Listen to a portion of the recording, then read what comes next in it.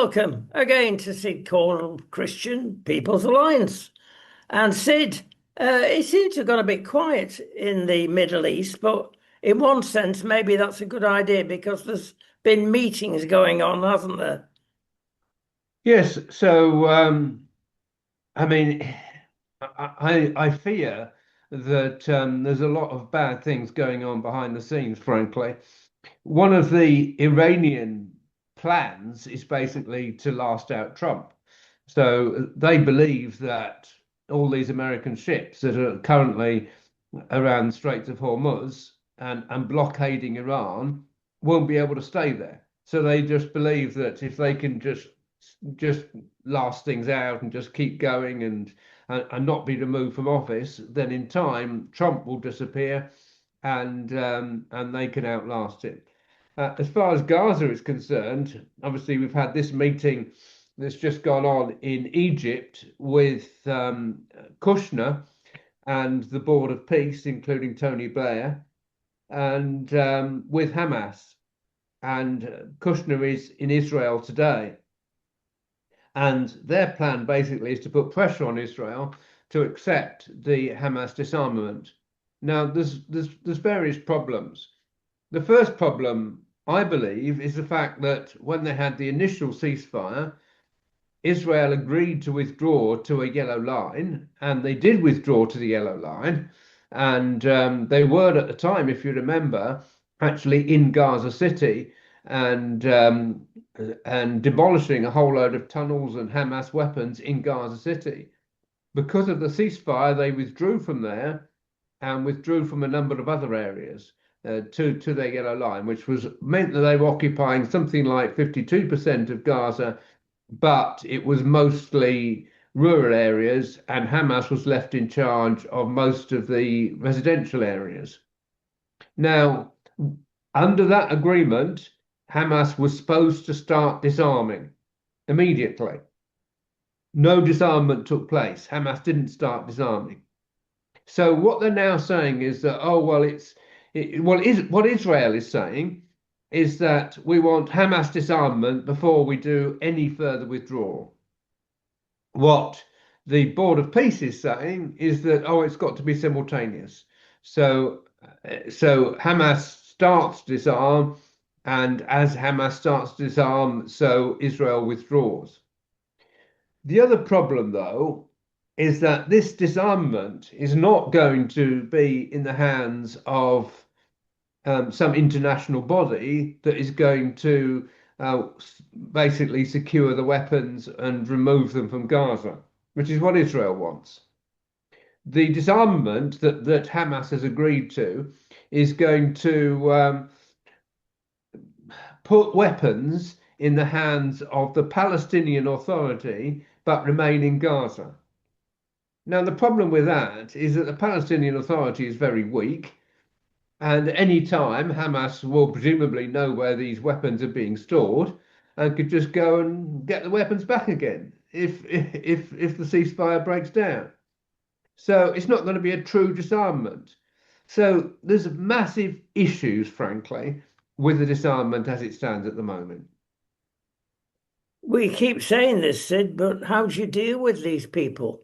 These are criminals in the worst sense of the word, and they have their ideology. They're not going to shift it. Absolutely. And a key part of the Hamas charter is to remove Israel completely from the Middle East. I mean, and they talk about, I mean, our governments like to talk about the two-state solution where Israel stays in place and a new state of Palestine is created in Judea and Samaria. That's what our governments like to talk about. Hamas and Hezbollah and Iran don't talk about a two-state solution. They talk about a one-state solution. The one state being to remove Israel completely and a Palestinian state to take over all of what is current Israel. And they talk about from the river to the sea. The river being the Jordan River, the sea being the Mediterranean Sea. That's where Israel is. That's the land that they want. And what we've seen last week with this absolutely terrible video from Iran, literally incinerating thousands of protesters, as well as shooting them in the street and running them over, and also hanging anybody that they don't like and putting them and holding them up publicly in public. These are the people we've hung. These are the people we've killed. It's going to happen to you if you oppose us. We're dealing with vicious, ruthless, evil people. And Iran and Hamas and Hezbollah are all part of the same agenda. And what happened on October the 7th, 2023 was also a major deception. Because at the time, Hamas was saying to Israel, we want peace, we want to work with you, we want to have greater employment links, more of our people from Gaza working within Israel, freer, easier transfer across the border. That's what they were saying to Israel. All the time, they were planning a massacre. And Israel was fooled. And they thought Hamas was genuinely wanting peace and wanting better economic ties. So Israel has already been fooled once by the way Hamas has behaved. So I think now Israel is absolutely within its rights to say we want proper disarmament before a withdrawal. I think they're right to say that. I'm going right back to the Second World War. Let's assume now, in flights of fantasy, halfway through the war, the West, NATO, whoever, it wasn't there at that time, of course, but a combination of the nations tried to deal with Hitler. No, we've got to settle this because there's too many people dying on each side. There would be no settlement. That nation had to be utterly, ruthlessly destroyed. Same thing may be happening in the Japanese war shortly afterwards. And I fear to ask this question, Sid, but I will. Is that going to happen again, to get rid of the problem once and for all? Well, Jesus said we have to be wise as serpents and harmless as doves. Wisdom means that we have to know what our enemies are after and what they're doing and how they're behaving. And a key part of what Hitler was doing is he was actually working with the Muslims. I mean, we know that the Grand Mufti of Jerusalem visited Hitler and basically told him, please don't expel the Jews from Germany, because if you expel them from Germany, they're all going to come to the Middle East, to Jerusalem. And we don't want more Jews in Jerusalem. So please do what Muhammad said. Muhammad said, kill the Jews, kill any Jew that falls into your hand. Now, that's very controversial making that statement, but there's a lot of evidence that it's totally true. And the Muslims did actually fight for the Nazis in the Second World War. So there was that link. So we've got to understand what we're up against. We're up against something that is very, very evil, and we've got to be wise and in dealing with them, frankly.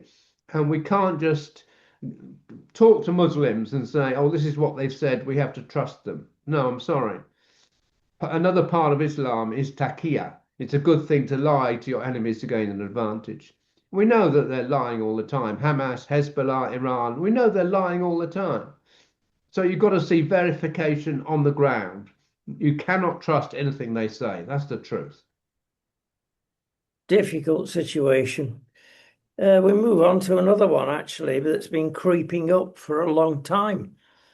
And succession of lefty governments have caused this, according to economists even. And that's what they could term as the shrinking feeling.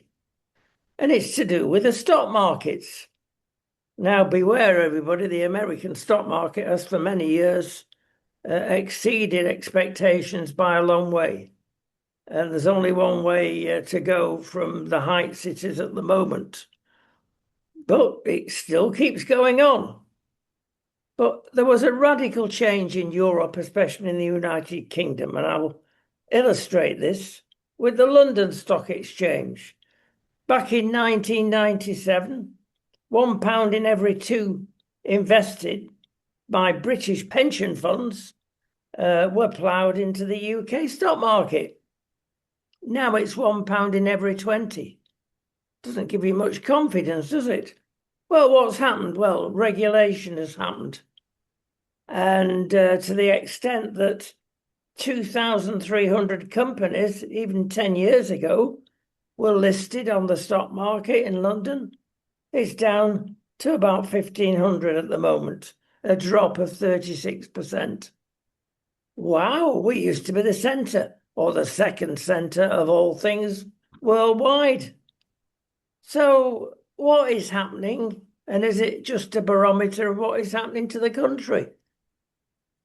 Well, the major thing that's happened in the stock market over the last 30 years, which you're talking about going back to 1997, first was the technology boom, um, which went out of control, frankly. But that was when companies like Microsoft and Amazon and Google were all being set up and being created. Plus, um, companies like Facebook and Twitter and all these organizations were all being set up, and the markets went crazy, frankly. Um, Seeing companies that were virtually worthless suddenly becoming worth millions and millions and even billions. And they came to the conclusion that we have to invest in anything technology. And the majority of these technology companies were being set up in the United States. And if the markets see, oh, these massive companies, new companies being set up that are suddenly going to be worth millions and billions, then we've got to invest in them. What we then had, of course, was the bubble that burst in the year 2000. But it didn't mean because the bubble burst that that suddenly all the technology stocks were worthless. I mean, they certainly weren't. But that was a major correction that took place. What's happening right now is that we've got a boom because of artificial intelligence, AI. And suddenly the markets think, oh, companies that are taking on board AI are suddenly going to massively increase in value because they're using AI. And AI can produce wealth that goes way beyond anything that we could do before. So they're now investing massively in AI technology. And that's what's causing the current stock market boom. Now, whether that'll go over the top and bring about a correction or not, I don't know. But if we're looking at the stock market over the last 30 years, we've got to understand these massive leaps in technology that have caused sudden spurts in the markets. The other thing, of course, is that to launch a new company, we've shot ourselves in the foot again. It's nearly twice as expensive on the London Stock Exchange than New York. I mean, that's all short-term government greed, Sid. Well, yes, and you're quite right to talk about regulation because, yes, I mean, thank goodness we never joined the euro. And thank goodness that we're now out of the European Union. But of course, this stupid Labour government is saying even though we're not in the European Union, we're still going to follow all the European Union regulations. But their prediction, the Labour Party's prediction, was that if we didn't join the euro, then the London would collapse as a major financial centre. And then they also predicted that was way back in the late 1990s.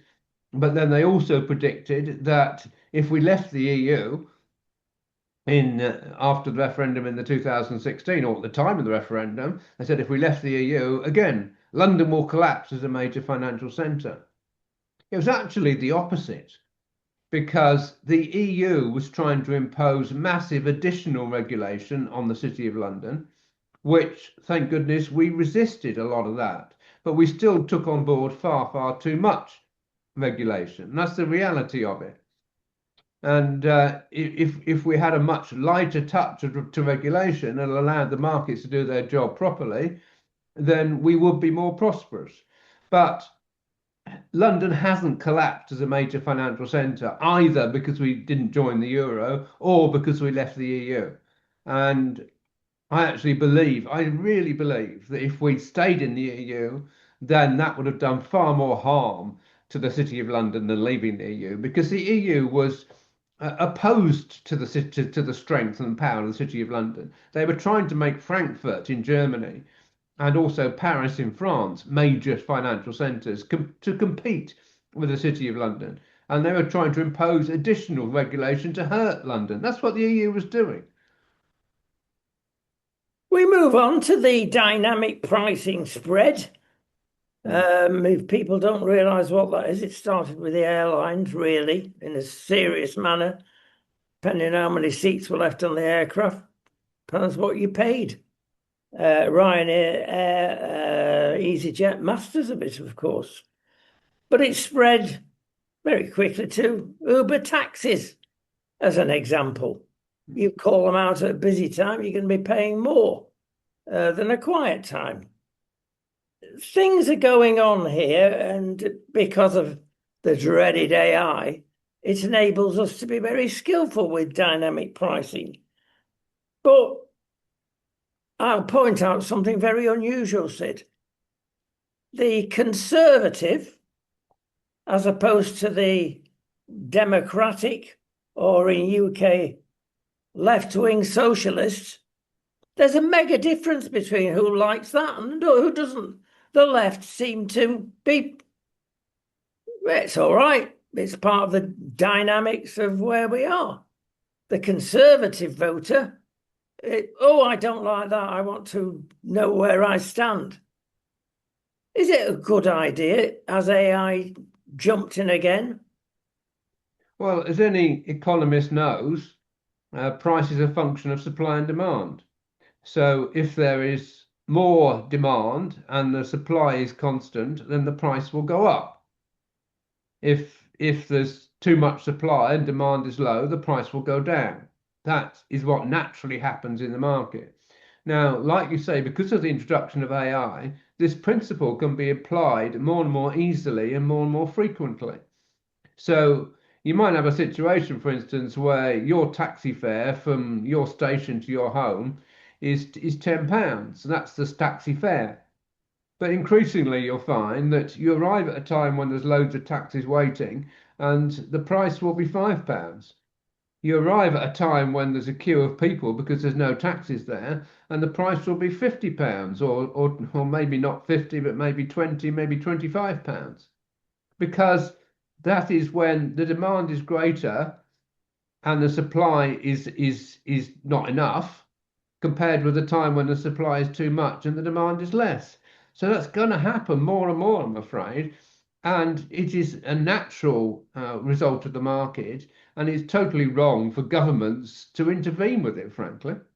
Why should the conservative side not like it as much as the left-wing socialist side?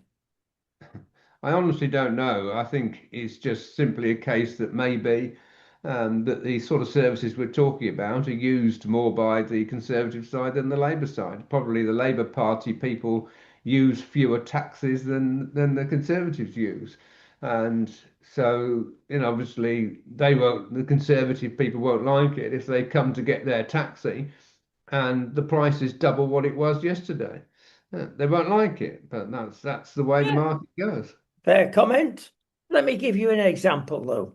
Let's say you turn up at a market and you see a bunch of grapes. Oh, I'll have that bunch of grapes. You're a middle upper class lady, very well dressed, and asking for a bunch of grapes, and you see the price on the tray, and you're handed by the market tray the grapes. My goodness me, that's not what it says on the label. Yeah, but I'm running out. Supply and demand. It's I've only got two or three more bunches of grapes, so I've applied dynamic pricing. Now, you wouldn't go back to that market trader, would you, Sid? Well, you're talking about something else there, really, which is integrity in trading. And there has to be proper integrity in trading. In other words, you can't say the price for these goods are £5, and then you come to the till and the price is £10. That's a lack of integrity. That's not dynamic pricing. I mean, if a trader wants to do what you're saying, then the trader will have to say, Um, Price is variable according to according to demand. And we'll have to put a big notice up that says that. And if that's what they want to do. But the trouble is, if they do that, people probably won't buy their goods. So, but no, there has to be integrity in trading. Absolutely. I've got one final line about this, and I think it's absolutely true. It breeds AI, dynamic pricing, discontent, and we don't want any more stress in our lives. Good point. Well, not necessarily. I think once people understand what's going on, then people will accept it. I mean, it's natural, frankly, that these sort of things should operate correctly. And it's only fair, frankly, that it should operate correctly. But, well, I think over time it'll become more a natural part of life and people will understand it. It certainly operates with Uber. It operates with Uber now. I don't use Uber an awful lot, but when I have used it, I know that if demand is high, that the price will be higher. If demand is low at a time when you want to use your Uber, the price will be lower. I mean, but they tell you the price before you or when you book the Uber, so you know exactly what you're booking. Well, we're not going to descend completely into Dickensian economics, although we're practically there. And therefore, I do say that when you're online, as an example, shopping, let's go to Amazon, and Mm. suddenly they say, "Oh, you didn't go ahead with your order. We'll knock £10 off it if you go ahead with it." Or you've got 2 hours to take up this order before it goes up in price. That increases stress and tension. Yes, but people will get used to it. I mean, we were booking some flights. We're very I'm very pleased. We've been given some tickets to see the F1 Grand Prix in Monza, which is going to be the 4th to the 6th of September. And we had to book flights, we had to book a hotel, and we had a number of discussion what flights we were going to book, what hotel we were going to book. And in the end, I'm pleased to say we reached agreement. But, while we're looking and everything, I'm actually saying to my wife, look, if we don't book, then the price is going to go up. And sometimes you see a hotel, only one left at this price. And it did happen that we tried to book at the price, somebody else had grabbed it. And by the time we actually got to book, the price was substantially more than when we started the booking process. But this is what goes on. This is how hotels operate all over the world. They offer a price that's a low price to attract people, but as people book, the availability becomes less and the price goes up. That's how it works. I reckon you're investing in the big pharmaceutical company that sells stress tablets. And we No, will move. you have to understand the system and accept the system and and make the most of it. It's no good fighting the system, it just doesn't work. Oh my goodness me, there we are. He won't have that on his gravestone, I'll tell you. Don't fight the system. I've been told that on my gravestone will be here lies a man who obeyed God. Head, if Brent Council get their way, wonder why. 13 stories, it's like a block of flats. And you've got 2 or 3 stories for the mosque and worship itself. Then you've got a canteen, for a better word. Then you've got a wedding venue centre, all sorts of things going on. Completely out of place. Nothing 13 stories or anywhere remotely like it in the whole district. It dwarfs a small Christian church right next door. There are 7 other mosques in very close quarters. And golly, they're building this one. Are we being taken over, Sid? Well, you have to understand how the religion of Islam operates. And Islam, right from its very beginning, has built things as a symbolism of the power of the religion. And the first example was the Dome of the Rock, built on Mount Moriah, which was the place of the temple, where the Temple of Jerusalem was built. and the Al-Aqsa Mosque, both built by Abdul Malik, who basically started Islam. That's when Islam started. Prior to him, Islam was basically what we know from the coins. They had crosses on them, and Islam was basically a part of Christianity. But Abdul Malik made it a separate religion and built these fantastic buildings as a symbolism of the power of the new religion. And they're still, of course, they're still there today. And they're there today in Jerusalem as a symbol of the power of Islam being greater than the power of Christianity and the power of Judaism. And that's what they do all over the world. They build massive mosques. I mean, obviously, in Turkey, we had the greatest church in the whole of Christendom was taken over and made into a mosque in Turkey. The Hagia Sophia, it was called. Um, and, that's what they do. They take buildings and they make buildings. Now, the thing is, however much they build massive mosques and however much they build an enormous mosque next to a church, it doesn't make Islam a true religion. It's just symbolism. And I'm afraid they are all monuments to folly.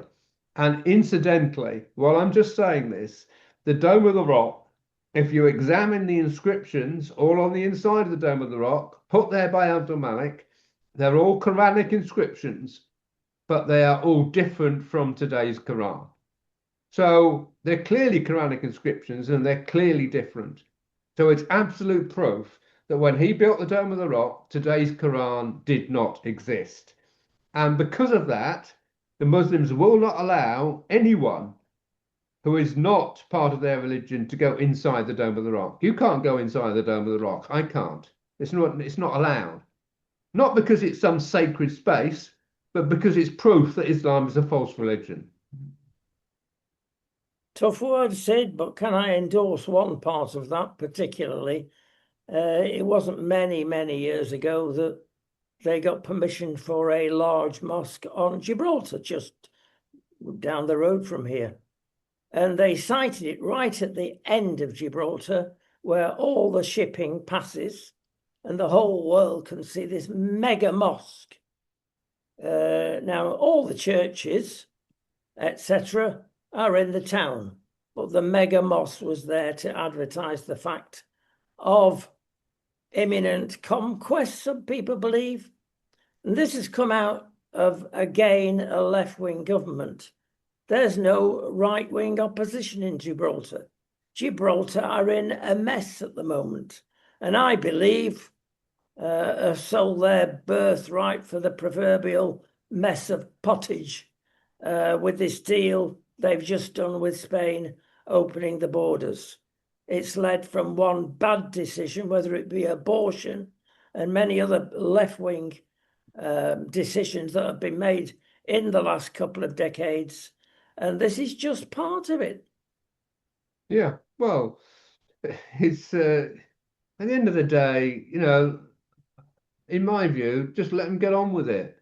But what we have to do is never be afraid to talk about the things that I am talking about.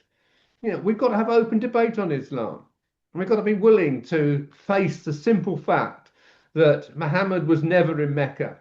Mecca's not only mapped to 900 AD, and Muhammad died in 632 AD.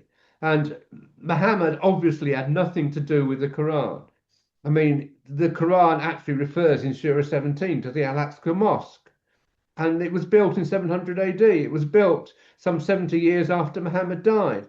So that's absolute proof that Muhammad had nothing to do with the Quran. Now, the problem is when we say, oh, Islam is too powerful, we can't dare oppose the Islamic religion, and we can't dare talk about the fact that Islam is a false religion and talk about this evidence. We daren't because Islam is too powerful. That is the problem.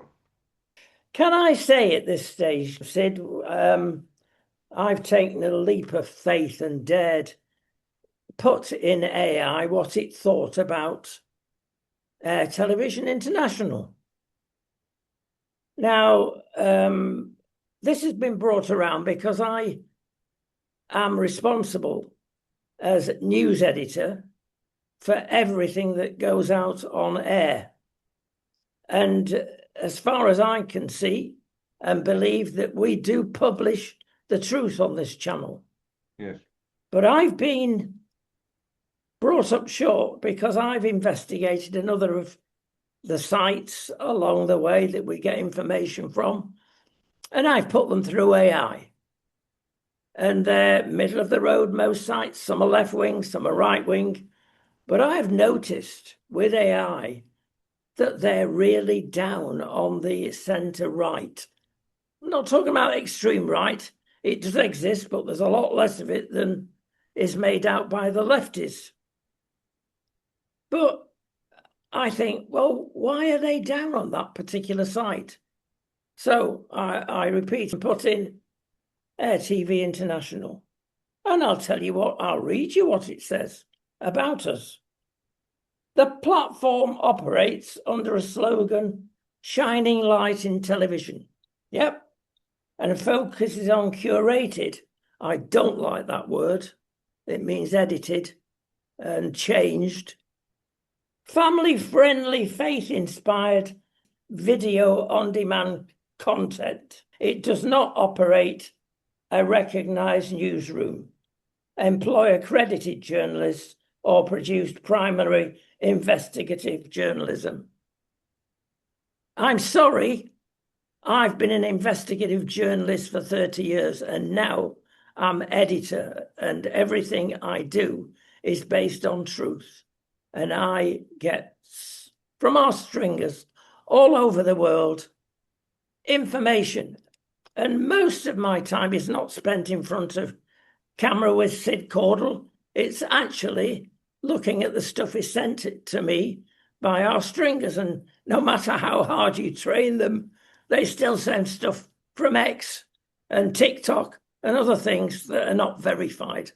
And that's easy. I just bin it and have a word, say, well, look, we want some verified stuff and not somebody that's got a hang up. So we're very careful on what we put out. So I object to that finding by that this was Gemini. But they're all of the same ilk, whether you use GTP, Claude, whatever you use. They are Silicon Valley lefties, and they want their opinions putting forward, pretending it to be 50-50. It certainly isn't. I'll go on. And I'll read finally. If you are seeking, AI says, wholesome pre-watershed or faith-based family video streams, it operates as a special private platform. Yes, fine, happy with that. You'll like this one, Sid. For news and information, it is not a reputable or reliable news source. Oh, for factual, regional, national, or international current events, it recommends that you go to the public broadcasters, such as the BBC. Does that say it all, Sid? Okay, well, you have to appreciate that you can argue with AI, and what you should do, I don't know whether you've done it or not, but you should put into AI, okay, you're saying that there's no investigative journalists, and one of the investigative journalists who is the news editor of AI is Rodney Hart, and he has the following qualifications. Are you aware of these? And argue with it, and then say to AI, you say that the news information is not accurate. What evidence have you got of that? What news information has AI put out that is not accurate? Because I've not seen any. And you can argue with AI, and you can say, you're saying that the BBC is accurate, but we found numerous cases where the BBC has blatantly lied. For instance, and just give them loads of examples. And I can tell you almost certainly AI will come back to you and say, well, yes, there are some people that take that point of view, and that is more the point of view of, whatever. And it is a valid point of view to take or something. They'll probably come back with something like that. But I've had some great fun arguing, with talking with AI over the over Islam. You know, I mean, for instance, the Muslim tradition is that Muhammad was in Mecca and he went on a night journey to Jerusalem, which of course is 2,000 miles, so impossible. So they created this idea that he went on a winged horse called Baraka from Mecca to Jerusalem that carried him. So I was saying to AI, okay, well, has anyone seen this winged horse? Were there any eyewitnesses of the winged horse? Because as far as I'm concerned, it's complete fiction. And AI in the end came back to me and said, yes, you're correct. There is no evidence of actually a winged horse ever existing. Because it's like they're just trotting out to me the Muslim narrative, but when you challenge them, they couldn't substantiate it because it can't be substantiated. Valid point. The skill in using AI is to keep not necessarily conversational. Get some bullet points and present it Yeah, that way. You yeah, get better truth. yeah. See, time's gone again. My goodness me. No footy, but we've got other sports to consider, and we'll do that later in the week. Thank you so much. You're welcome.